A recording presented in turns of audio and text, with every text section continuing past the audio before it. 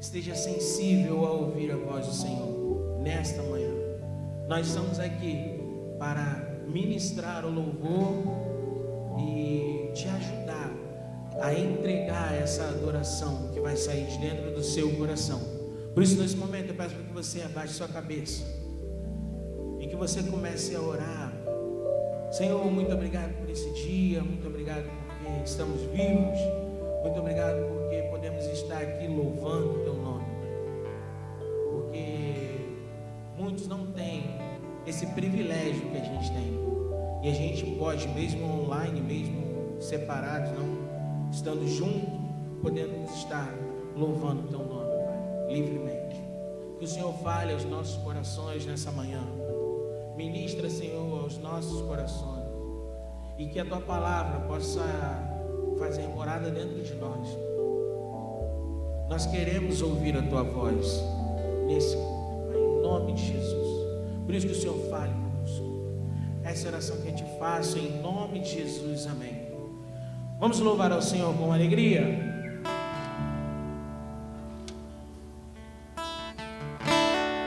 Se não for para te adorar, para que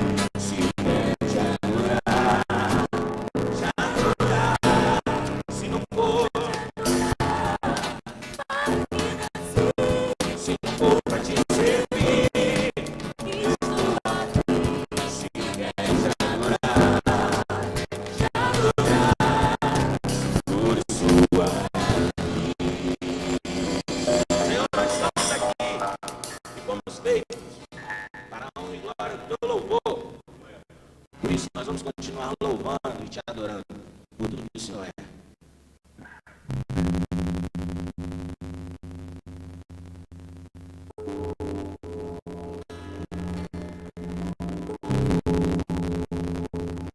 Nós estamos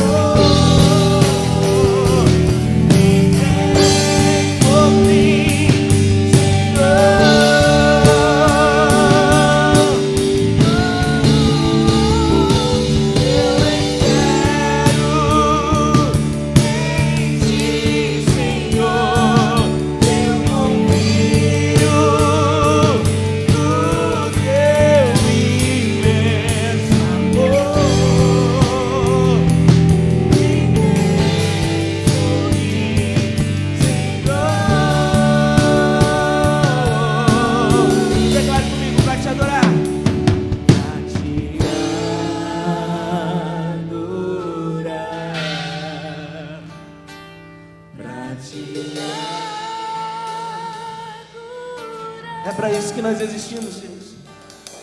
Para te adorar.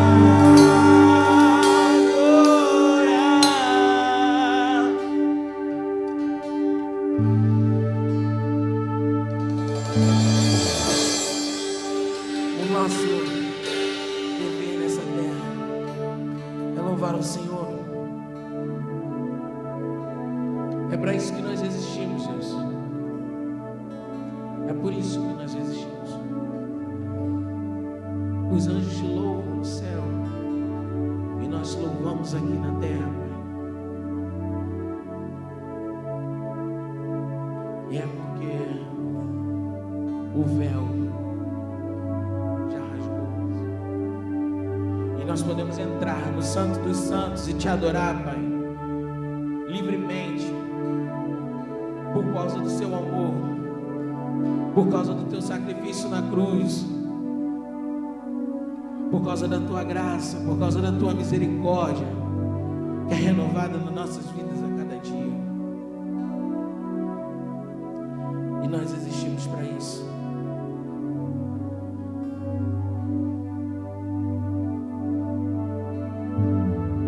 Para te adorar. Cante isso. Para te adorar. Mais uma vez. Para te adorar.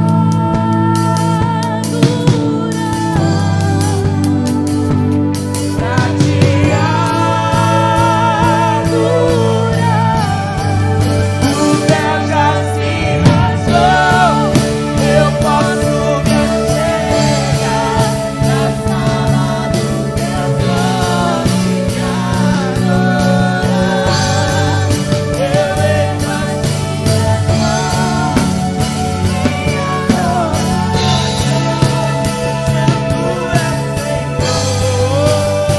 Ele é santo.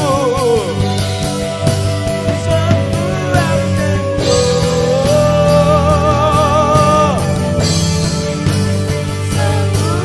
Senhor. Santo, santo é o Senhor dos exércitos. Toda a terra está cheia da tua glória. Toda a terra está cheia da tua presença. Vamos continuar louvando ao Senhor, porque é graças ao poder do amor dele que nós não somos consumidos. É por causa da graça, é por causa do amor que ele tem por nós. Vamos continuar louvando o Senhor.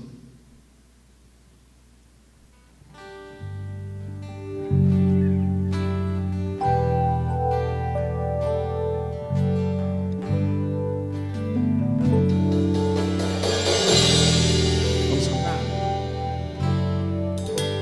Senhor, eis-me aqui, vem transformar meu ser.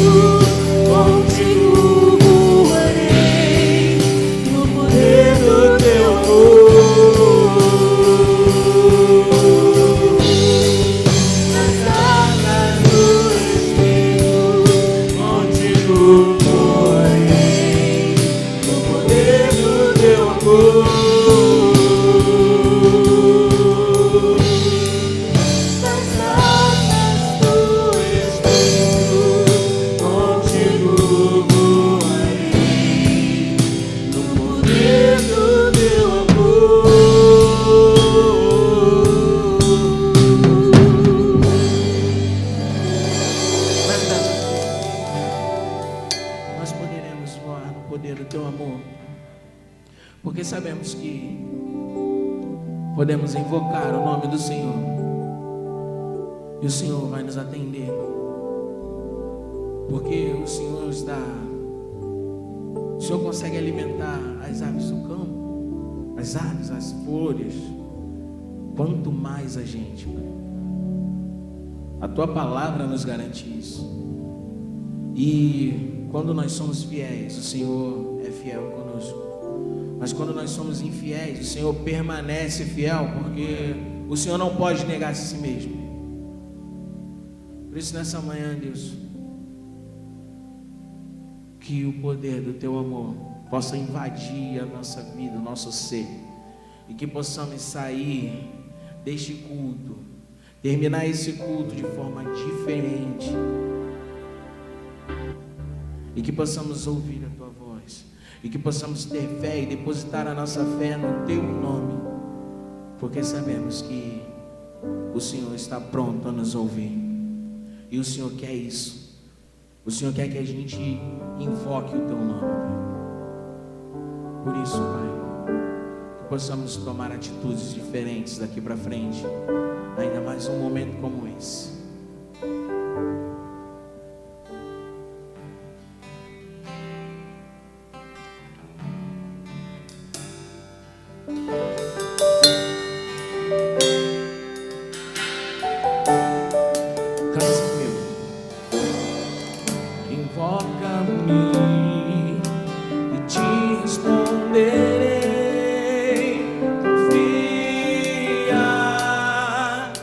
Descansa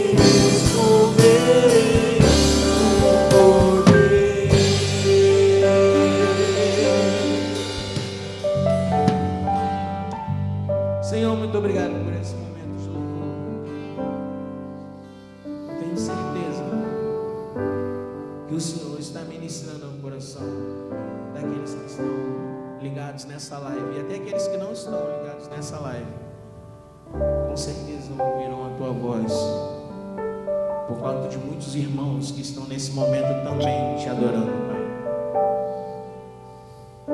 E nós queremos criar verdadeiramente esse hábito de te invocar em meio aos problemas que não possamos resolver no nosso braço, que possamos realmente invocar, porque o Senhor é o Deus da cura,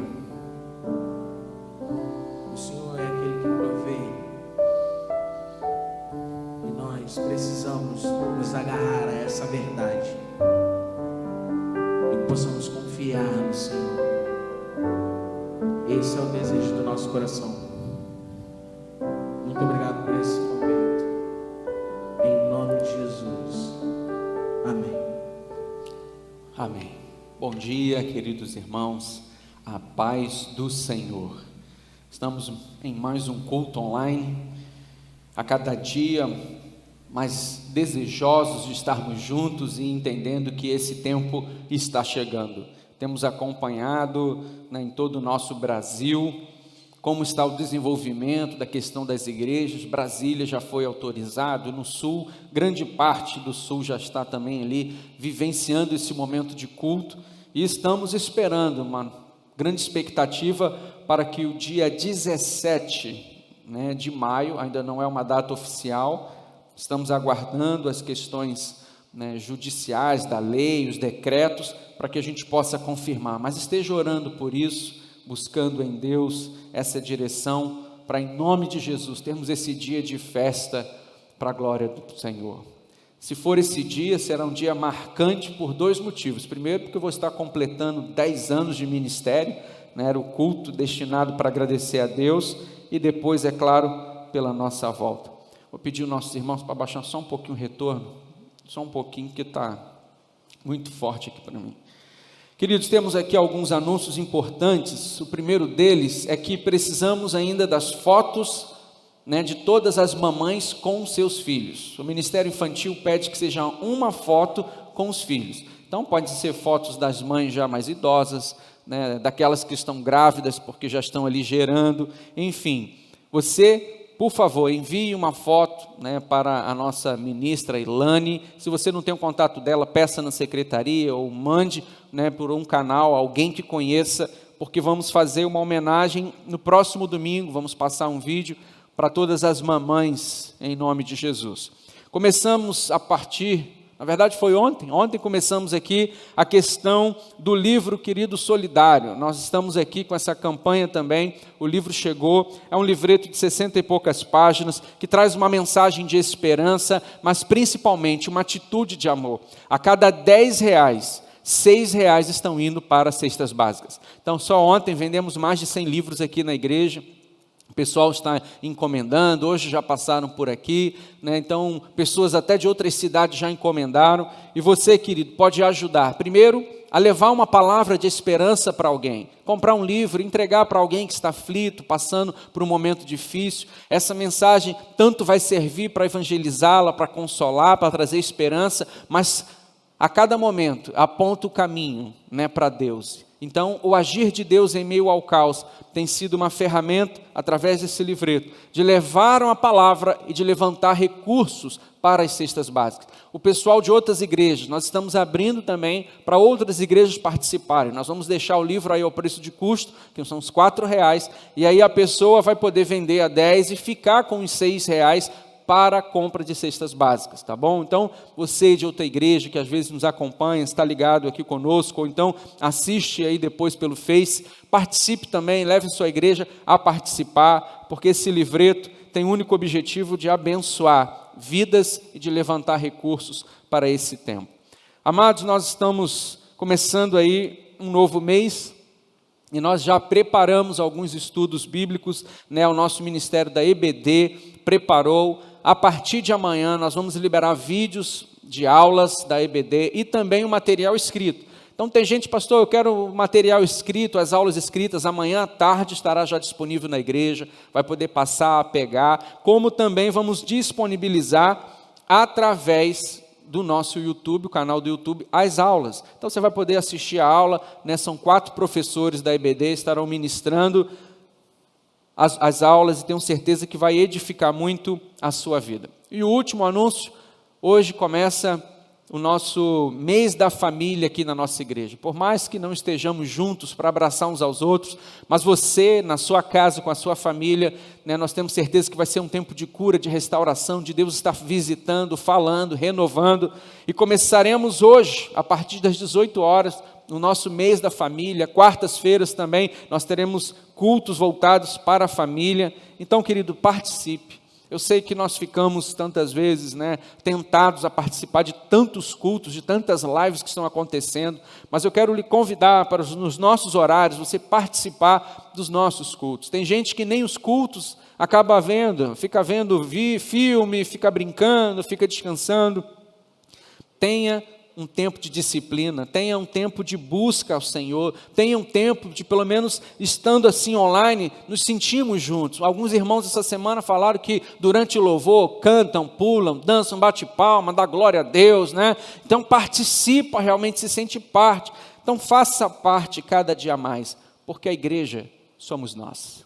A cada dia percebemos, querido, que eu e você somos a igreja. Cada um de nós fazemos parte disso. E nós estamos aqui como igreja para estabelecer o reino de Deus, para viver as coisas de Deus, para a cada dia, né, nos sentirmos parte desta família, membros do corpo de Cristo, e a partir daí entender que nós temos uma missão. A missão não é de um pastor, não é de um ministro, não é de um professor. A missão é para todos nós. Deus nos plantou em algum lugar como igreja local para darmos frutos, para sermos bênção, para participarmos. Então é importante sim, nós muitas vezes participarmos de outros ministérios, de estarmos juntos. Deus, Ele derrama da sua sabedoria, do seu conhecimento, de forma, né, generalizada. Ele não entrega todo o conhecimento para uma pessoa. Uma pessoa ela vai ter um chamado para ministrar sobre isso, outra sobre isso, outra sobre isso, e o corpo de Cristo em unidade se complementa. Mas existem momentos, querido, que nós precisamos valorizar aquilo que é nosso, fortalecer aquilo que é nosso. Nós nos alimentamos também daquilo que Deus tem derramado em outros ministérios, e como eu me alimento, como muitos irmãos têm se alimentado, como nós sonhamos em aprender cada dia mais com outros que já estão vivendo em um outro momento, né, um outro derramar de Deus. Mas em tempos, ainda como temos vivido, nós precisamos estar juntos, porque Deus tem falado aos nossos corações. Então, alguns irmãos, essa semana eu perguntei, você tem visto, né, participado dos cultos? Ah, pastor, essa semana não, né, eu nem perguntei mais para não ficar com vergonha, mas participe, querido, participe conosco, isso é muito importante. Antes de ministrarmos a palavra de Deus, eu quero orar, colocar as nossas famílias diante de Deus, a igreja do Senhor. Quero entregar diante de Deus todos os dízimos e ofertas que chegaram, seja aqui pela secretaria, por depósito, pelo aplicativo, né, as transferências bancárias. Quero louvar a Deus pela fidelidade do povo do Senhor. Quero agradecer realmente a todos, né, que são membros da igreja, homens e mulheres fiéis ao Senhor. Sabemos que muitos tiveram seus cortes, todos nós passamos por esse momento difícil, mas a fidelidade, ela não está ligada ao valor. Ela não está ligada à soma de tudo, mas a um coração fiel. Como aquela viúva que só deu 2 moedinhas e Jesus disse, essa mulher foi a que mais deu. Ela deu tudo o que tinha. Ela deu realmente de coração. Então, querido, muitas vezes deixamos de ser fiéis no pouco.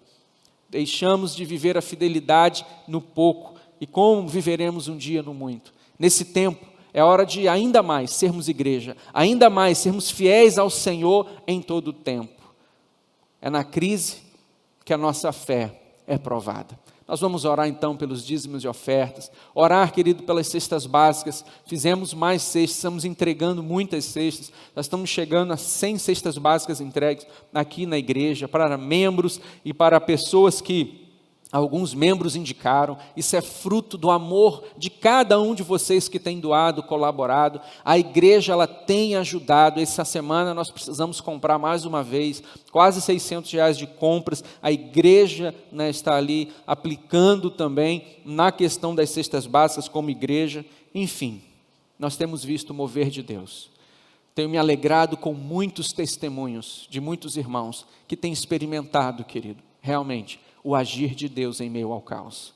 É nesse momento que Deus tem nos levado muitas vezes a experimentar aquilo que há muito tempo não tínhamos, experiências com Deus, momentos de ver realmente a graça, o poder, parar e ouvir a voz de Deus. É isso que Deus quer produzir nesse momento, o reencontro com Ele, o caminho da paz, o caminho, da reconciliação que já foi feito em Cristo, mas muitas vezes nós estamos pegando outros caminhos.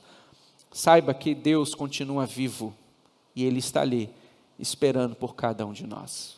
Então, vamos orar, colocar aqui também, como o povo tem pedido, os nossos queridos irmãos que trabalham na área de saúde, não só os nossos, mas todos os demais, nossas famílias, familiares, que Deus continue guardando, livrando em nome de Jesus e que haja provisão do céu sobre a sua vida.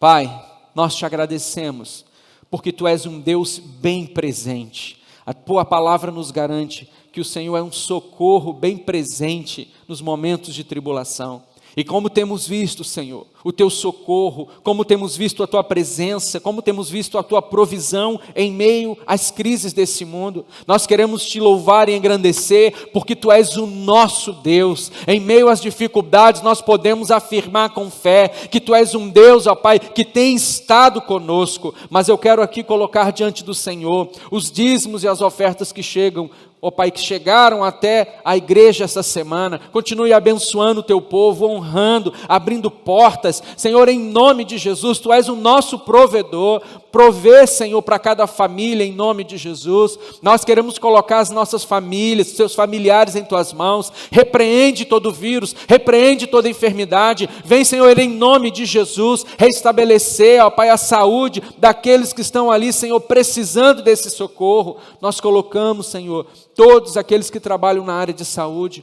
Traz livramento, guarda cada um, Senhor, e que em nome de Jesus, nosso Brasil fique livre de todo esse vírus, dessa praga, e que o Teu nome seja louvado e engrandecido. Obrigado, Pai, pelos testemunhos que temos ouvido, por tantas coisas que o Senhor tem feito, como temos percebido a mão do Senhor, o sustento do Senhor, o agir do Senhor em meio ao caos. Muito obrigado por tudo isso. Agora, Pai, entregamos esse livro aqui em Tuas mãos, que ele seja realmente um bálsamo para aqueles que estão sem esperança, desesperados, mas que seja aqui também, Senhor, um mover, ó Pai, para que vidas possam estar contribuindo, ajudando naqueles que necessitam do pão de cada dia. Apresentamos esse livro ao Senhor e entregamos a Ti. Fica conosco nesse momento que vamos ouvir da Tua palavra, nesse estudo, Senhor, desta manhã. Fala a cada um de nós, em nome de Jesus, amém. Queridos, nós vamos dar sequência hoje ao terceiro estudo do livro de Efésios. Nós vamos ver Efésios capítulo 2, de 1 ao 10. Quero dar um tema para essa mensagem, e o tema é da sepultura ao trono. Nós vamos perceber algumas coisas que Paulo apresenta nessa carta à igreja de Éfeso, que nos demonstram 4 coisas principais. Primeiro, a obra do pecado contra nós. Segundo, a obra de Deus por nós. Terceiro, a obra de Deus em nós. E em quarto, a obra de Deus por nosso intermédio. Nós vamos ver daqui a pouco, nesses 4 pontos, isso vai desenrolar em algumas coisas, para que a gente possa compreender, querido, o quanto ruim nós somos, como pecadores, mas o quanto Deus é bom, e pela sua graça, pelo seu amor, pela sua bondade, foi lá e nos resgatou. Então vamos ler Efésios capítulo 2, de 1 a 10, diz assim: vocês estavam mortos em suas transgressões e pecados, nos quais costumavam viver, quando seguiam a presente ordem deste mundo e o príncipe do poder do ar, o espírito que agora está atuando nos que vivem na desobediência. Anteriormente, todos nós também vivíamos entre eles, satisfazendo as vontades da nossa carne, seguindo os desejos e pensamentos. Como os outros, éramos por natureza merecedores da ira. Todavia, Deus, que é rico em misericórdia, pelo grande amor com que nos amou, deu-nos vida com Cristo quando ainda estávamos mortos em transgressões. Pela graça, vocês são salvos. Deus nos ressuscitou com Cristo e com Ele nos fez assentar nos lugares celestiais em Cristo Jesus, para mostrar nas eras que hão de vir a incomparável riqueza de sua graça, demonstrada em sua bondade para conosco em Cristo Jesus. Pois vocês são salvos pela graça, por meio da fé. E isto não vem de vocês, é dom de Deus, não por obras para que ninguém se glorie, porque somos criação de Deus, realizada em Cristo Jesus, para fazermos boas obras, as quais Deus preparou antes para nós as praticarmos. Querido, mais uma vez, estamos aqui, terceiro estudo desta epístola, e me surpreende cada dia que estudo e preparo, esse estudo, pela riqueza da palavra, por aquilo que o Senhor fez, está fazendo e vai fazer. O primeiro capítulo acentua o plano de Deus, o seu alcance diante de tudo aquilo que Ele preparou, de todo o universo até a eternidade. O capítulo 2 vai mostrar a história desse plano na vida do seu povo, por meio da ressurreição. Fomos tirados da sepultura e conduzidos ao trono. Paulo primeiro sonda as profundezas do pessimismo acerca do homem, depois sobe às alturas do otimismo acerca de Deus. Então nós vamos ver primeiro como o homem era sem Deus, e o que Deus fez, e depois o que Deus espera que façamos. Esses 10 versículos vão tratar sobre isso. O parágrafo todo é uma espécie de biografia espiritual, contando como eram os destinatários da carta, antes de conhecer o Evangelho, do versículo 1 ao 3, o que vieram a ser em Cristo, do 4 ao 6, e qual o propósito em realizar tão extraordinária transformação. Como eu disse, mais uma vez é algo que mexe conosco, que nos faz refletir a grandeza de Deus.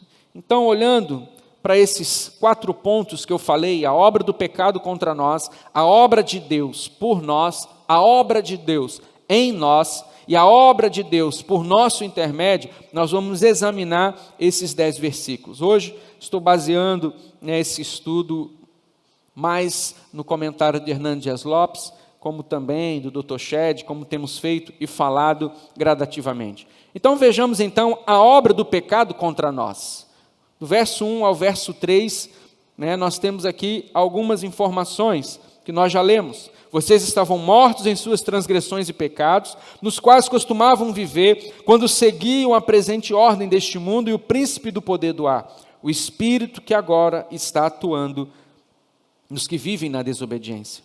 Anteriormente, todos nós também vivíamos entre eles, satisfazendo as vontades da nossa carne, seguindo os desejos e pensamentos, como os outros, éramos por natureza merecedores da ira de Deus. A condição do homem é desesperadora sem Deus. O diagnóstico que Paulo faz se refere ao homem caído em uma sociedade caída em todos os tempos e em todos os lugares. O homem sem Deus está completamente perdido. Isso vale para toda a raça humana. O pecado não é como uma dessas enfermidades que alguns pegam e outros não.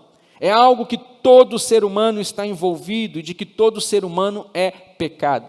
A Bíblia diz que não há um justo sequer. Todos pecaram e estão destituídos da glória de Deus. Todos nós somos pecadores. Não há ninguém na face da terra que seja justo. Afinal de contas, quando nós nascemos, nós já carregamos ali a maldade, ela logo realmente se manifesta. Nós temos uma natureza pecaminosa. O único justo que entrou neste mundo, viveu entre nós, foi Jesus Cristo. E por causa de Ele ser o único justo, Ele pagou o preço, levando sobre si todas as nossas iniquidades, todos os nossos pecados. Então, nós entendemos, querido, que toda a raça humana é pecadora. O pecado é um estado, uma condição universal do homem. Paulo destaca 4 fatos dramáticos a respeito do homem antes de sua conversão. Antes de sua conversão, 4 aspectos aqui a respeito do homem. Primeiro, o verso 1 vai dizer: vocês estavam mortos. O homem está morto em suas transgressões e em seus pecados. Antes de ver o que essa morte é, vejamos o que ela não é. Ela não quer dizer que o homem que está morto em seus pecados não possa fazer coisas boas. O indivíduo não regenerado pode levar uma vida moralmente aprovada, pode ser um bom cidadão, pode ser alguém que ama a sua família e faz coisas boas para a sua família. Uma pessoa não regenerada, ela pode ser então um bom pai, uma boa mãe, um bom filho. Mas Paulo está falando de uma morte espiritual. Antes de Cristo, o homem está vivo para as atrações do pecado, mas totalmente morto para Deus. Da mesma forma, querido, que uma pessoa morre fisicamente e ela não responde a nenhum estímulo. Uma pessoa morta, ela não tem como se comunicar, ela não tem como se mexer, ela não tem como comer nada, enfim, ela está ali morta. Nós entendemos que uma pessoa espiritualmente morta é incapaz de responder a algum estímulo espiritual. Ela está morta. Uma pessoa então morta não tem nenhuma percepção das coisas espirituais. O que Paulo está dizendo é que uma pessoa, quando ela não tem a Cristo, ela está morta por causa das suas transgressões e pecados, e por isso ela não pode perceber e viver aquilo que Deus tem para ela. A causa da morte, como lemos aí no verso 1, fala que são as transgressões e os pecados. A palavra grega para transgressão é paraptoma, que quer dizer dar um passo em falso, que envolve ultrapassar uma fronteira conhecida ou desviar do caminho. Já a palavra grega para pecado, amartia, quer dizer errar o alvo, ou seja, ficar aquém de um padrão. Pecado é não chegar a ser o que eu deveria ou poderia ser.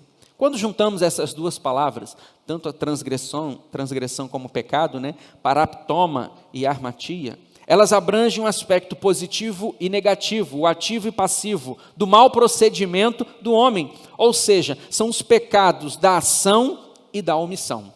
Porque muitas vezes as pessoas dizem o seguinte: mas eu sou bonzinho demais, eu não faço nada de errado. Mas se deixamos de fazer o bem, que sabemos que precisamos, nós já estamos ali, omitindo, fazendo uma omissão, e estamos pecando. Quando nós não aceitamos a Cristo como nosso Senhor, nós já estamos em pecado. A palavra de Deus nos diz. Isso já bastaria para todos aqueles que não têm a Cristo entender que são pecadores.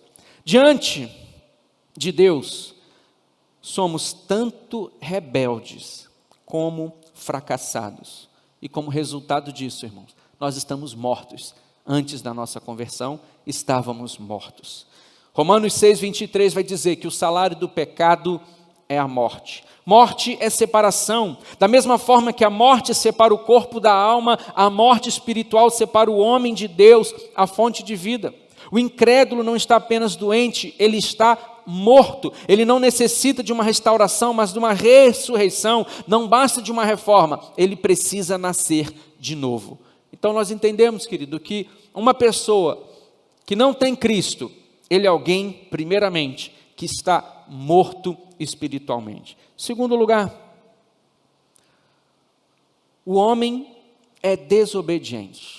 Quando nós olhamos o texto, esse versículo 2 e o 3, parte A, nos quais costumavam viver quando seguiam a presente ordem deste mundo e o príncipe do amor do ar, o espírito que agora está atuando nos que vivem na desobediência.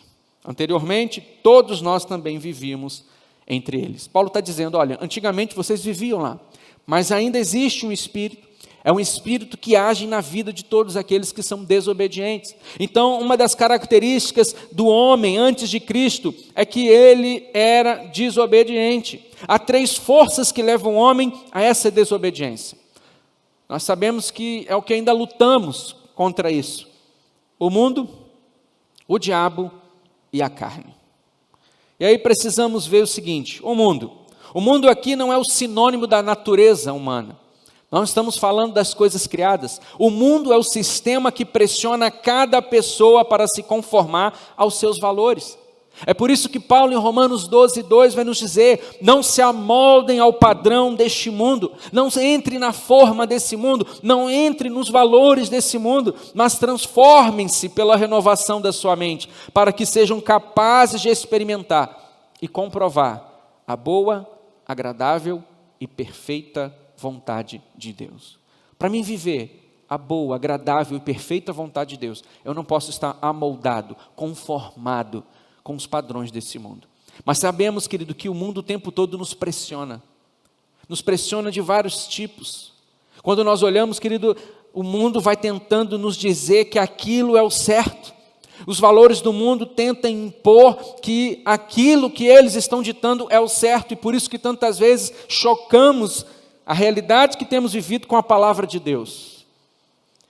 Quanto mais o mundo está distante da palavra, mais choque haverá, e aí chegará o tempo da perseguição, onde o mundo vai impor de tal forma os seus valores, que o choque será grande demais. Mas entendemos que o mundo é um inimigo. O apóstolo João é enfático ao dizer que quem ama o mundo não pode amar a Deus. Tiago declara que quem é amigo do mundo é inimigo de Deus. Trata-se de uma escravidão cultural. As pessoas são escravas desse sistema do mesmo modo que os súditos eram arrastados pelos generais romanos por grossas correntes amarradas no pescoço depois de uma conquista. Nós entendemos, querido, que uma das coisas que alguns comentaristas falam nessa questão do mundo, nessa questão de viver no espírito da desobediência, eles ilustram muitas vezes o que acontecia, porque era a ideia de Paulo.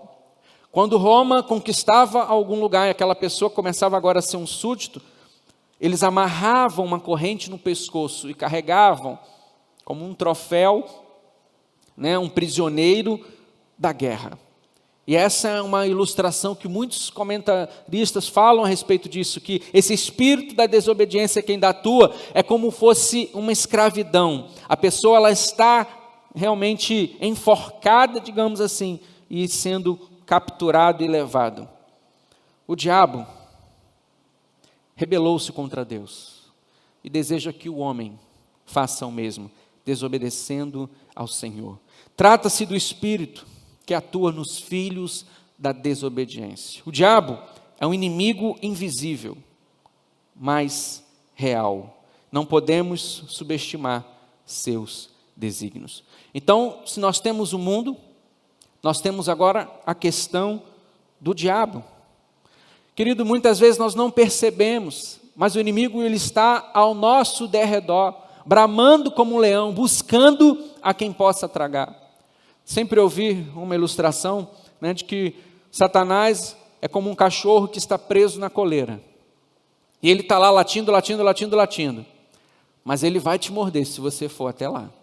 O que nós entendemos, querido, que muitas vezes Satanás está planejando que você vá até lá, só que ele está ali com um rostinho muito lindo, ele está ali como fosse um anjo de luz, ele está colocando uma tentação, ele está colocando uma bandeja de prata, ele está tentando fazer com que você caia numa cilada que tantas vezes não percebemos. Por isso a necessidade de estarmos orando e vigiando. Vigiai e orai. Quando nós olhamos o texto, vigiar está em primeiro lugar, porque tantas vezes não percebemos as astúcias do maligno. Querido, ele é invisível, mas é real. Sabemos que não se compara com o poder de Deus. Deus está aqui. O diabo, Lúcifer, é um anjo caído. Não há comparação, não tem como medir força. Mas sabemos, querido, que se vivermos numa desobediência, se dermos brecha, se ficarmos ali, não atentos, vigiando e orando, podemos cair numa cilada e as circunstâncias mudarem à nossa volta. Então eu tenho os valores do mundo, mas eu tenho também agora a respeito de um outro inimigo, o diabo. Quando nós olhamos a palavra de Deus, nós percebemos tantas e tantas vezes o diabo montando as suas estratégias. Por isso que olhamos e vemos que nós não podemos subestimar os seus desígnios. Ele está aqui para matar, roubar e destruir. Fique atento, em nome de Jesus. Mas ainda dentro desse tema da desobediência, nós temos um outro grande inimigo, que é a carne. A carne não é o nosso corpo, mas a natureza caída com a qual nascemos e que deseja controlar a nossa mente e o nosso corpo, levando-nos a desobedecer a Deus. Então, nós sabemos que nascemos com uma natureza caída. E essa natureza caída, ela quer viver o pecado, ela tem vontade de pecar, porque ela é, por natureza, pecaminosa. Então, há uma luta contra a carne e contra o Espírito. Quando nós conseguimos vencer, quando nós recebemos o Espírito de Deus, nós ficamos livres ali da escravidão do pecado, mas nós ainda entendemos que o velho homem pode muitas vezes querer aparecer, ele quer ressuscitar, e aí há uma luta.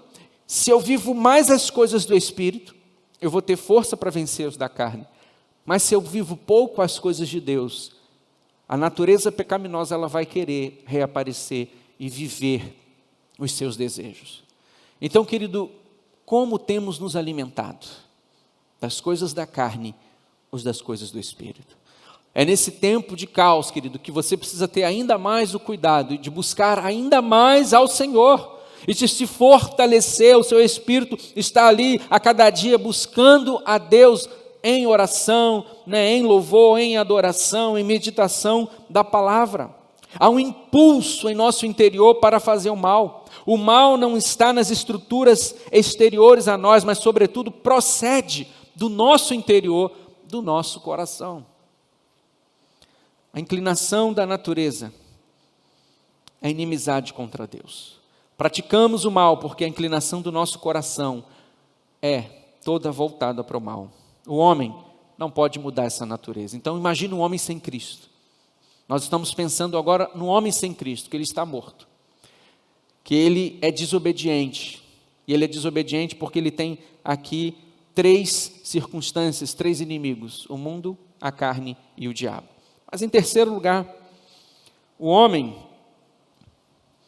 a Bíblia nos diz que além de estar morto e de ser desobediente, ele é depravado.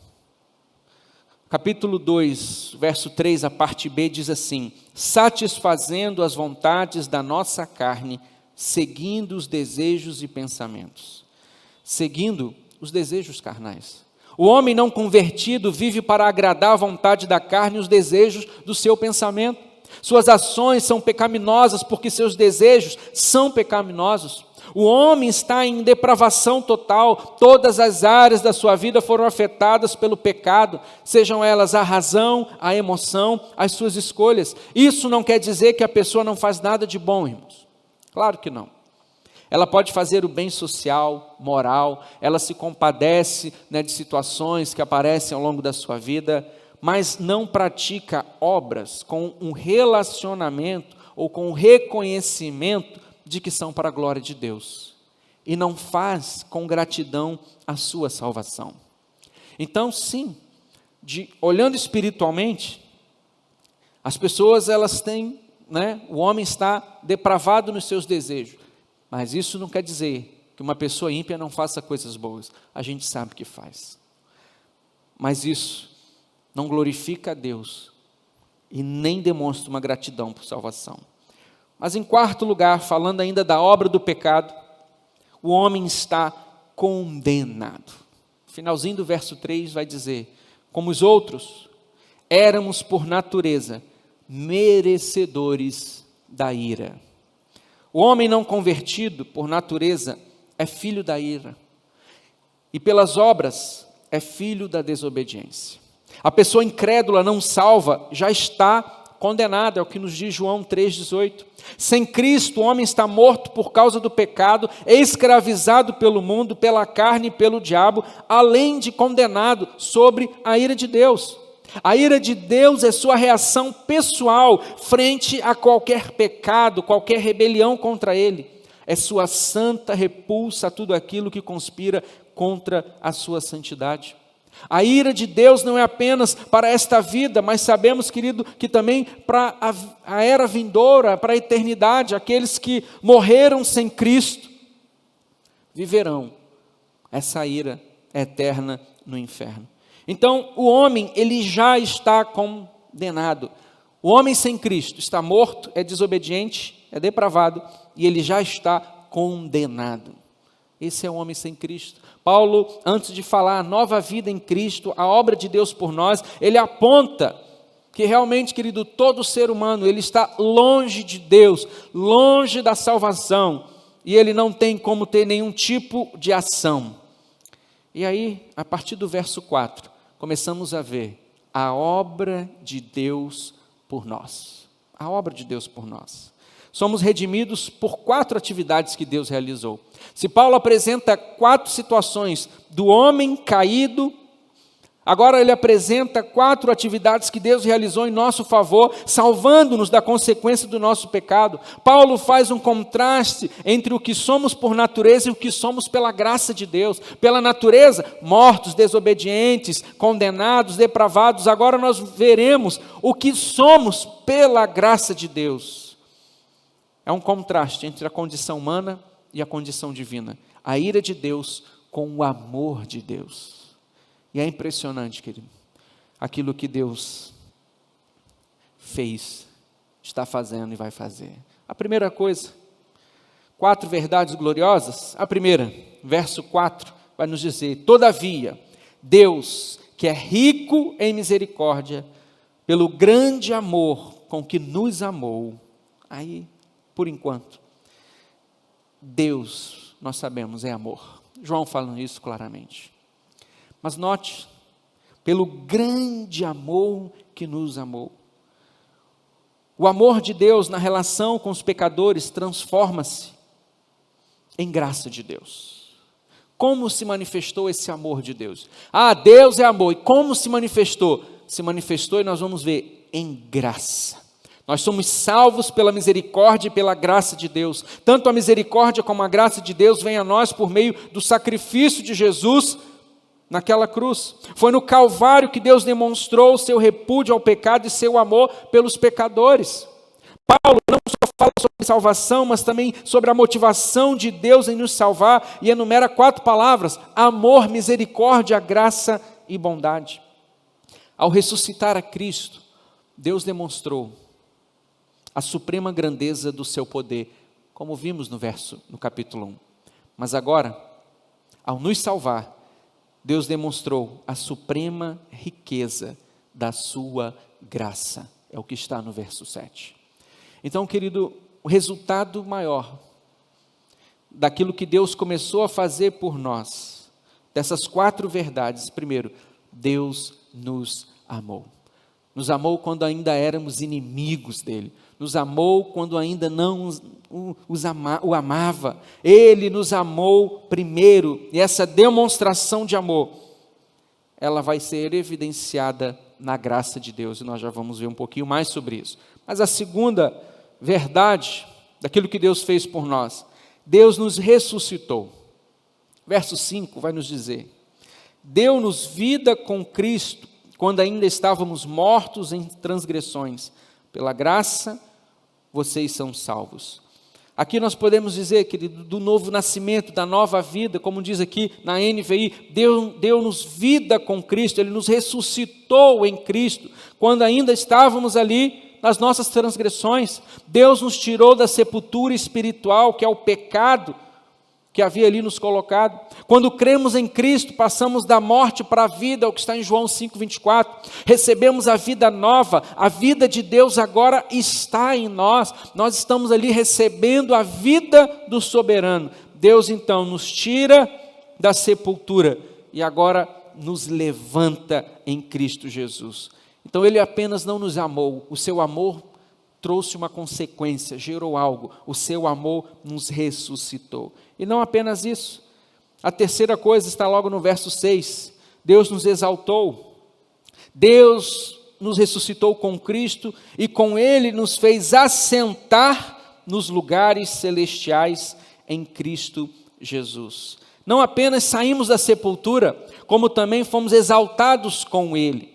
Talvez você pense, mas eu estou aqui na terra, como eu estou lá? Querido, quando nós lembramos aqui do capítulo 1, nós pontuamos a respeito daquilo que Jesus fez, e falamos sobre isso. Tudo está ligado nele. É tudo por ele, com ele, né, dele. Então, nós estamos hoje em Cristo. E se ele está assentado, nós estamos já com ele assentados. Porque estamos unidos a Cristo, nós somos então exaltados com ele. Agora, assentamo-nos com ele nas regiões celestiais, acima de todo principado e potestade. Ele está dizendo o seguinte, querido, vocês já estão ligados comigo. Vocês ressuscitaram comigo, fazem parte agora da história de Deus, somos herança de Deus, somos o povo de Deus, e estamos com ele, já vivenciando as coisas do reino de Deus. Mas em quarto lugar, aqui do destaque do verso 7 a 9, falam de um Deus que está também nos guardando. E ele completa a partir do verso 7. Para mostrar, nas eras que hão de vir, a incomparável riqueza de sua graça, demonstrada em sua bondade para conosco em Cristo Jesus. Pois vocês são salvos pela graça, por meio da fé, e isso não vem de vocês, é dom de Deus, não por obras, para que ninguém se glorie. O último propósito de Deus em nossa salvação é que por toda a eternidade a igreja possa glorificar a sua graça. A meta principal de Deus na salvação é a sua própria glória. Mas nós entendemos, querido, que a salvação é um presente de Deus e não uma recompensa. Não é que alguém vai fazer algum tipo de esforço, ele vai fazer alguma coisa e por causa disso Deus vai dar uma recompensa, e essa recompensa é a salvação. Não, nós entendemos que a salvação é graça de Deus, porque Ele nos amou primeiro, e essa graça é um presente imerecido. Ninguém merecia ser salvo, porque afinal de contas, todos nós somos pecadores. Mas por causa da grande misericórdia de Deus e da grande graça de Deus, fruto do seu amor para conosco, nós somos salvos pela graça. Graça é um presente de Deus. Deus nos deu esse presente, mas nós não merecíamos. Já comentei aqui na igreja várias vezes a diferença de misericórdia e de graça, mas vou aí relembrar para você que ainda não guardou em seu coração. Misericórdia é eu não receber o que eu merecia. Então nós merecíamos o castigo eterno, merecíamos, mas Deus não deu, Ele teve misericórdia. Pensa você no seu filho que está fazendo muita arte e merecia apanhar, mas você vai ter misericórdia e não vai bater. E graça? Graça é você agora receber o que não merecia, é o oposto. Misericórdia, eu mereço o castigo, mas não recebo. Graça, eu não mereço, mas aí Deus dá. Graça é o presente, é você agora, mesmo diante do seu filho que aprontou e você não bateu, você vai lá e compra um presente para ele. Pastor, mas não é justo. Aos nossos olhos não é justo. É presente, é graça, é um favor imerecido, é o que Deus fez conosco. Se nós olharmos, por que que Deus pensa assim e faz assim? Porque Ele nos amou. Isso é fruto de um amor. Você pensar que uma pessoa, um criminoso que já matou tantos, que já aprontou tantos, mas ele chega diante de Deus, pede perdão, se arrepende e clama ali por Jesus entregando a sua vida, ele é salvo. Ele merecia? Não, irmão.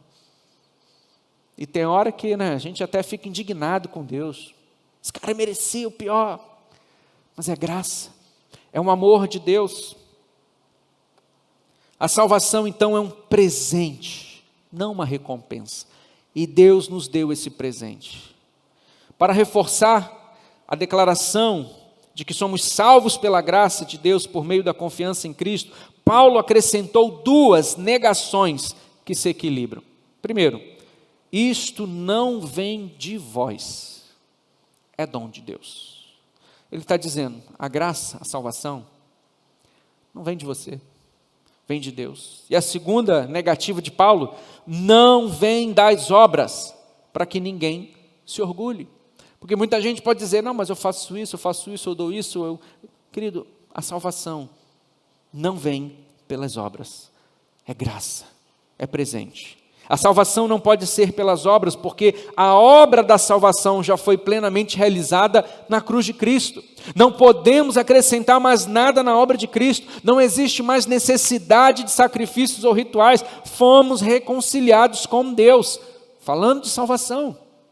E aqui eu abro um parênteses, querido, porque muita gente confunde sobre sacrifícios e rituais, né, da questão da salvação com a vida cristã. Por exemplo, nós não precisamos fazer nada a respeito para sermos salvos. Jesus já fez por nós. Não é mérito nem graça. Mas a gente precisa ter algum hoje tipo de sacrifício? Sim. Dr. Shedd, ele fala de 5 sacrifícios vivos. Eu já ministrei aqui na igreja. Que nós precisamos fazer hoje. 5 sacrifícios vivos. Eu não vou falar deles hoje, mas pontuar que a igreja sim precisa entender que existe uma cruz a ser carregada, não para a salvação, mas para a sua vida e comunhão com Cristo. Cada um de nós precisa ver o preço de seguir a Jesus para caminhar. Um outro ponto que eu vejo que às vezes as pessoas não compreendem, eu não preciso fazer nenhum tipo de jejum, de sacrifício de jejum, porque Jesus já morreu na cruz. Querido, claro, Ele morreu para sermos salvos, Ele já nos garantiu a salvação, abriu um novo e vivo caminho, mas o próprio Senhor Jesus, ao ser ali, questionado pelos discípulos de João, por que os seus discípulos não jejuavam? Ele diz, ora, enquanto eles estão com o noivo não há necessidade, mas chegará o dia que eles jejuarão. O próprio Senhor Jesus falou. Então nós entendemos, querido, que o jejum não é que seja um sacrifício, mas é uma busca, é um abrir mão de alguma coisa para viver mais as coisas de Deus, é uma fome de Deus, é um desejo de Deus, mas muitas vezes as pessoas colocam como fosse um sacrifício e não praticam. Mas o que entendemos, querido, que a respeito da salvação, já não há mais nenhum tipo de sacrifício ou ritual. É graça, é presente de Deus para nós. Não podemos então acrescentar mais nada nessa obra. Tanto a fé como a salvação são dádivas de Deus. A salvação é pela graça, mas também por meio da fé.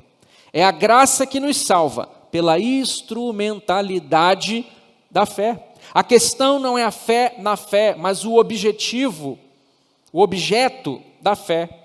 Não é fé na fé, não é fé nos ídolos, não é fé nos ancestrais, não é fé na convicção positiva, não é fé numa igreja, não é fé numa pessoa, aqui terrena, não é fé nos méritos, é fé em Cristo, o Salvador.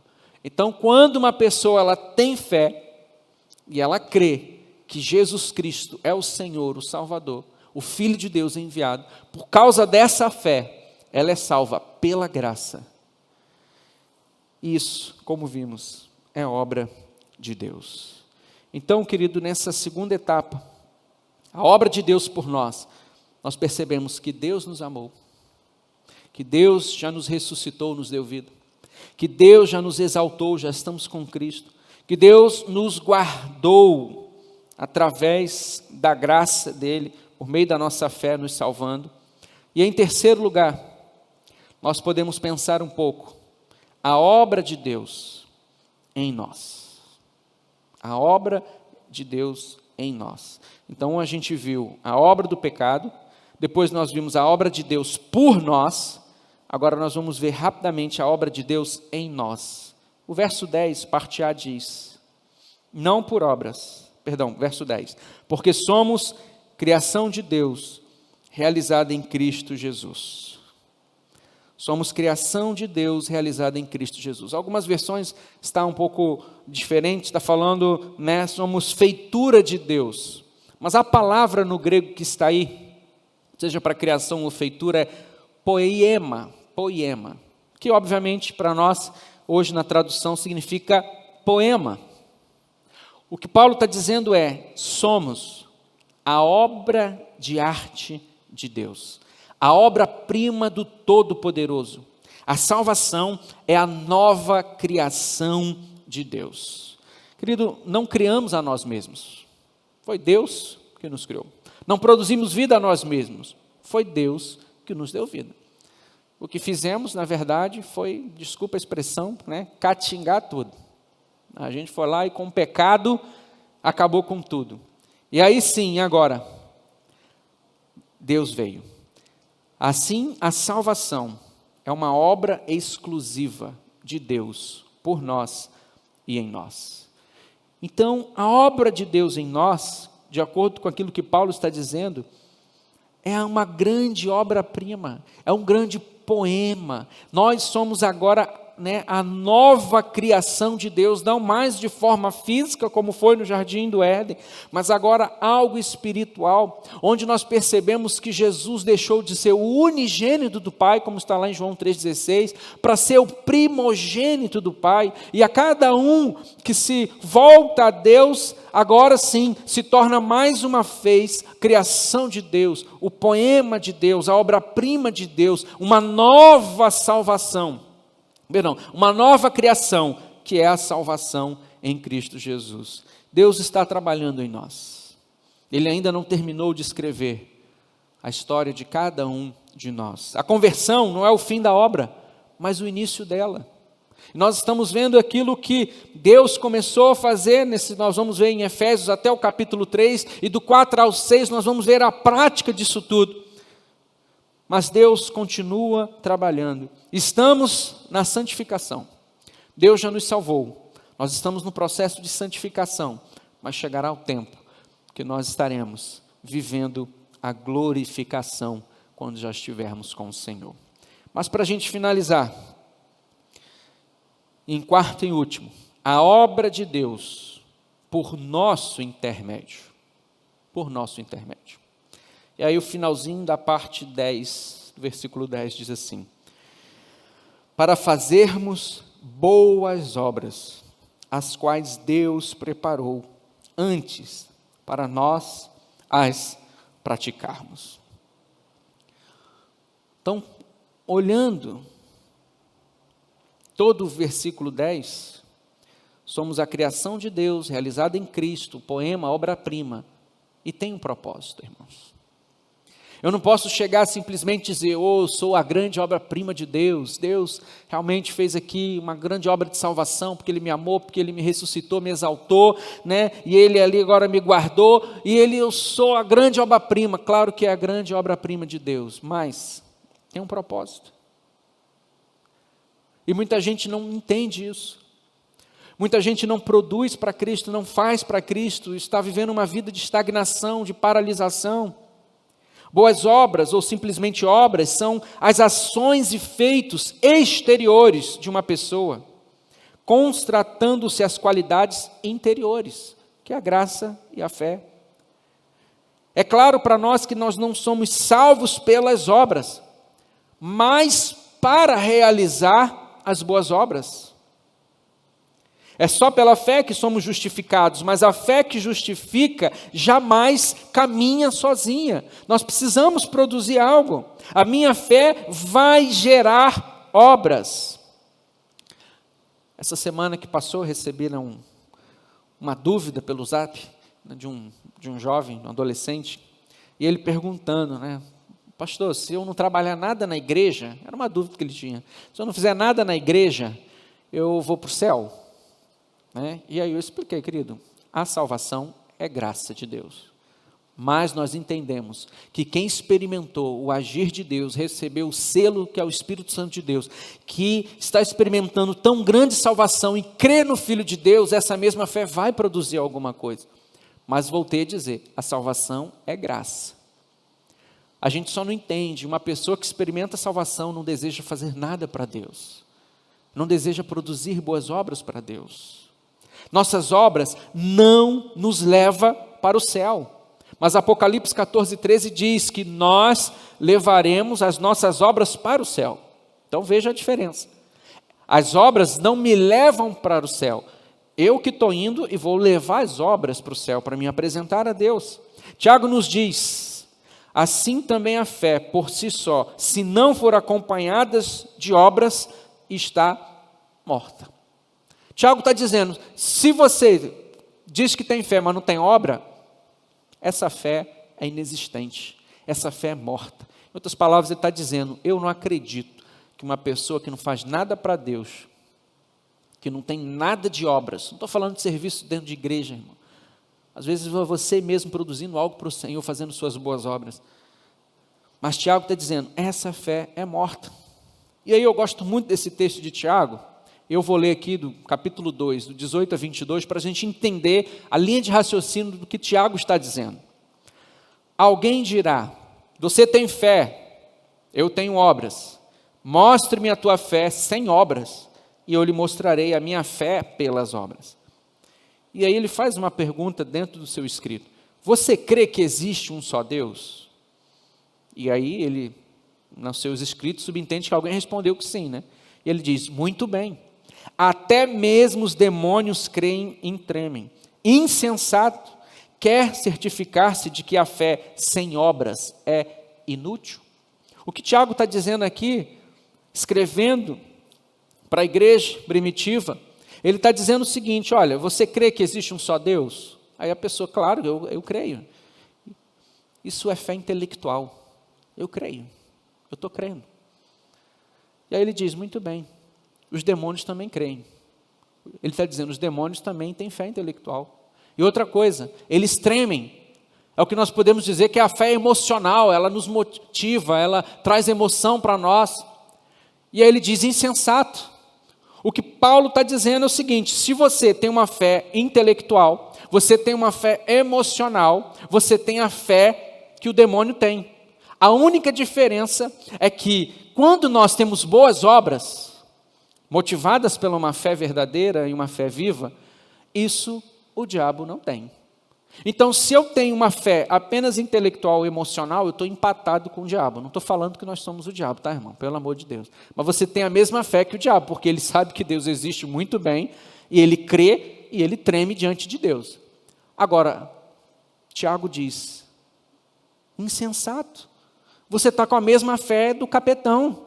Você tem que entender que você foi gerado com um propósito, porque somos criação de Deus, realizada em Cristo Jesus, para fazermos boas obras. Para fazermos as boas obras. E aí, Tiago diz: quer certificar-se de que a fé sem obras é inútil? Por isso que ele disse, querido, fé sem obras é uma fé morta. Então, quando nós olhamos esse texto, nós entendemos que todo cristão ele precisa produzir. E aí a gente precisa fazer uma avaliação dentro da nossa vida. Por que eu não produzo? Será que eu estou frustrado, decepcionado, amargurado com as coisas do passado e eu não deixo Deus tratar do meu coração para me reativar a minha vida? Ou será que eu não tenho mais uma fé viva e essa fé viva já não move mais nada? Eu estou morto novamente? Nós precisamos, querido, a cada dia avaliar, mas entender que nós somos obra-prima de Deus, criação de Deus, para fazer algo para Ele. E aí, Paulo ainda complementa, dizendo o seguinte, que as obras, elas têm um resultado. Paulo fala sobre as obras que são resultado da salvação. Duas características. Primeiro, elas são boas. Elas são obras boas. E segundo, previamente preparadas por Deus. O crente anda nas boas obras que Deus preparou para ele. E aqui nós entendemos algo tão profundo. Eu faço não o que eu quero, mas eu faço o que Deus preparou para mim fazer. Eu faço não apenas o que eu gosto, mas eu faço o Deus que me amou, que me resgatou, que já demonstrou pela misericórdia e graça o quanto me ama. Eu faço o que Ele quer que eu faça, porque Ele já preparou algo para mim. Então cada um de nós tem um lugar certo, uma forma certa de viver. Não podemos simplesmente, querido, por causa de egoísmo, ambição, querer ser algo daquilo que Deus ainda não preparou. Às vezes Deus até tem algo preparado para cada um de nós, mas a gente quer tanto aquilo que está queimando etapa, não está deixando Deus abrir as suas próprias portas e caminhos. E aí responsabilidade sem a maturidade gera superficialidade. Quando eu assumo algo que não era no tempo de Deus, da forma de Deus, a tendência é que isso seja superficial. E, obviamente, Deus já não vai estar ali. Deus preparou previamente para que a gente possa andar pelas boas obras. Olhando tudo isso, eu te lembro então, para a gente orar, a obra do pecado contra nós é grande, mas maior é a obra de Deus por nós. salvação, o amor de Deus. A obra de Deus em nós somos obra-prima.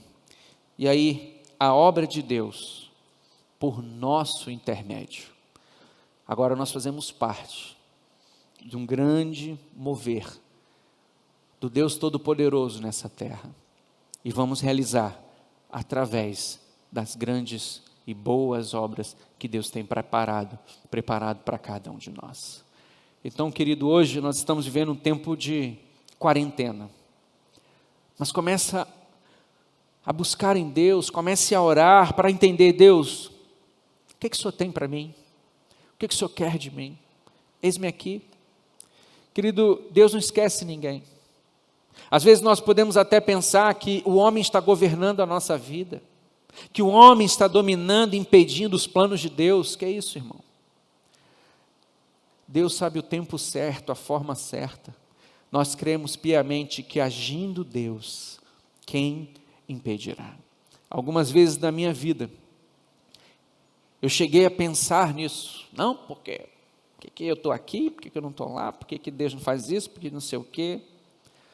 E aí Deus, que é tão grandioso em graça, como diz o verso 7, na sua profundidade de graça, incomparável riqueza de sua graça, Ele simplesmente usou uma pessoa para dizer: filho, ainda não chegou o tempo, eu te escondi, espera, há um momento certo para todas as coisas.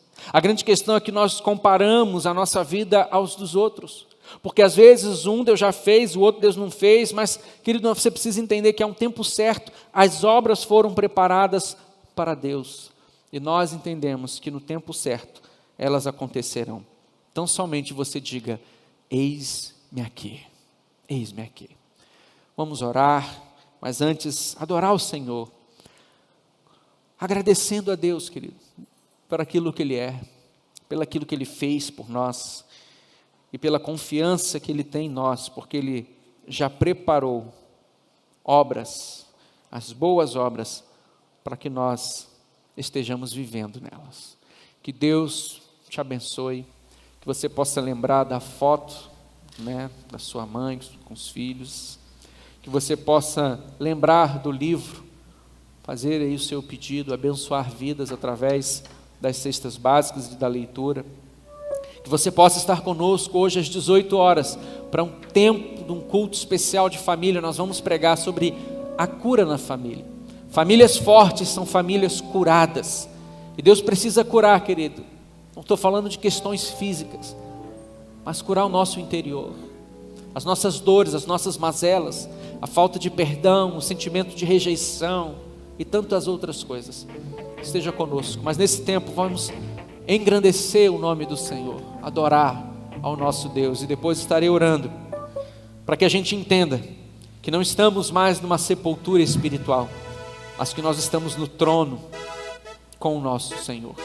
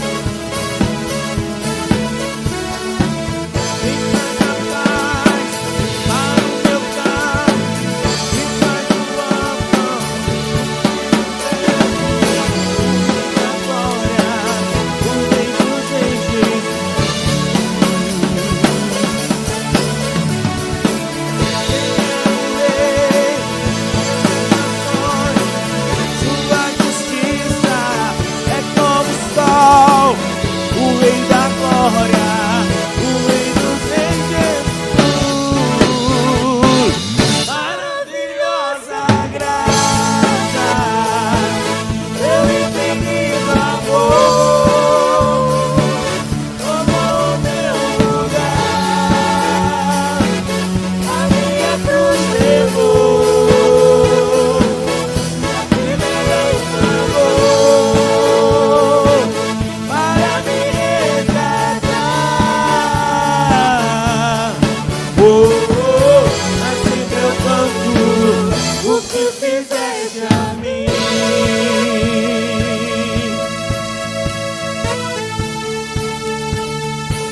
Canta assim comigo, ó. Digno é o Cordeiro de Deus, digno é o Cordeiro que a morte venceu, digno é o Cordeiro de Deus, digno é o Cordeiro, mais uma vez, digno é o Cordeiro de Deus, digno é o Cordeiro que a morte venceu, digno é o Cordeiro de Deus.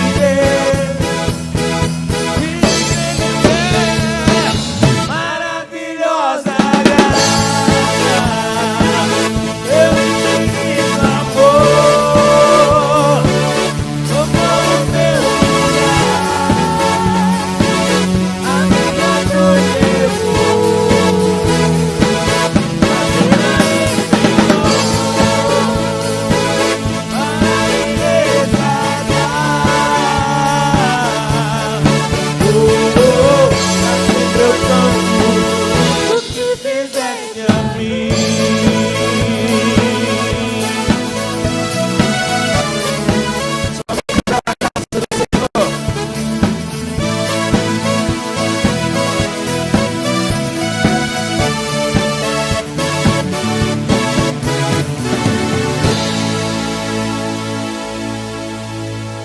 Aleluia, maravilhosa graça de Deus. Vamos orar, colocando mais uma vez nossas vidas, mas a nossa gratidão e a nossa vida diante do Senhor, dizendo: Senhor, eis-me aqui, eu quero viver para as boas obras, eu quero viver para engrandecer o Teu nome. Querido, entenda a cada dia o grande amor de Deus por nós. Ele te ama, Ele tem o melhor para a sua vida. Não duvide do amor, não duvide da graça, não duvide desse presente de Deus. Nesse mundo, a cada dia eu tenho falado, nós passamos por lutas, mas tantas vezes nós condicionamos a luta ao amor de Deus. Não misture uma coisa com outra, entenda, Ele te ama.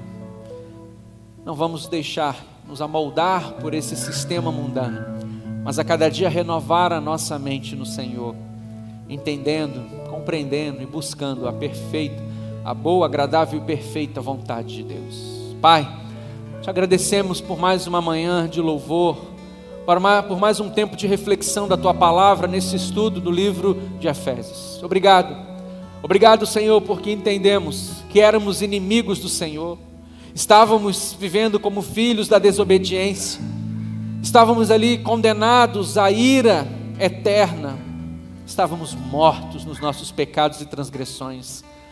Mas o Senhor, que nos amou com tão grande amor, esse amor demonstrado pela misericórdia e pela graça, nos salvou, e muito mais do que isso, Senhor, nos deu a sua vida. Obrigado, Senhor, porque o Senhor nos ressuscitou, o Senhor já nos exaltou em Cristo, e cremos, ó Pai, que o Senhor nos separou agora para realizar essas boas obras. Nós somos agora o grande poema do Senhor, a grande criação do Senhor. Nós somos sim a grande obra-prima do Todo-Poderoso para vivermos os Teus planos e Teus projetos. Então eu te peço agora, restaura a nossa visão, restaura, Senhor, a nossa disposição de servir ao Senhor. Senhor, aqueles que estão aí parados na caminhada, frustrados, decepcionados com igreja, com liderança, só o Senhor sabe o que cada um passou, mas que eles possam agora ser renovados no Senhor, que eles possam agora olhar para Ti e entender sim que neste mundo pessoas vão errar, vão tropeçar, vão pecar, serão pedras de tropeço, mas que a cada dia nós precisamos ver o que o Senhor fez, tem feito e o que o Senhor está fazendo, Abençoe o teu povo. Visita, Senhor, neste domingo com graça. Visita, Senhor, com poder, Senhor. Porque queremos experimentar, conforme está no capítulo 1, a incomparável grandeza do teu poder. E agora no capítulo 2, verso 7, a incomparável riqueza da tua graça. Nos leva a viver isso. Que haja alegria, paz nas nossas vidas, nos nossos lares. Em nome de Jesus. Amém e amém. Deus te abençoe. Um bom domingo, em nome de Jesus. Digno é o Cordeiro de Deus, digno é o Cordeiro que a morte venceu, digno é o Cordeiro de Deus, digno é o Cordeiro, mais uma vez, digno é o Cordeiro de Deus, digno é o Cordeiro que a morte venceu, digno é o Cordeiro de Deus. Ele é maravilhosa graça, seu infinito amor tomou o meu lugar, a minha cruz levou.